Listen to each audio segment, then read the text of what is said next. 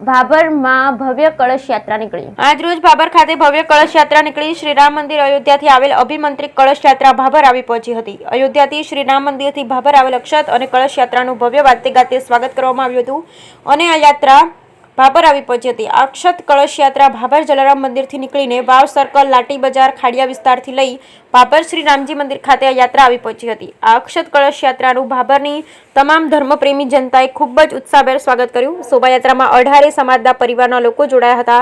સાથે મોટી સંખ્યામાં ધાર્મિક પ્રેમી જનતાએ શોભાયાત્રાનો લાભ લીધો હતો। બ્યુરો રિપોર્ટ બરઠક ડીસા।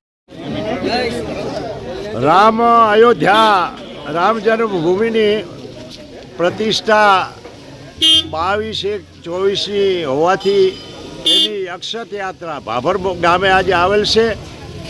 1 તારીખથી 15 તારીખ ભાભરનગરની અંદર તમામ ઘરોમાં અક્ષત અને પત્રિકાઓનું વિતરણ થશે અને આજે જલારામ મંદિરથી રામજી મંદિર સુધી અક્ષત યાત્રાની ભવ્યમાં ભવ્યથી શોભાયાત્રા જલારામ મંદિરથી રામજી મંદિર જશે અને રામજી મંદિરે કુંભ પૂજા થશે। આજે માગસર શુભ પૂનમ એટલે રામજી મંદિર ભાભરનો પણ પ્રતિષ્ઠા દિવસ છે। જય શ્રી રામ। જય શ્રી રામ।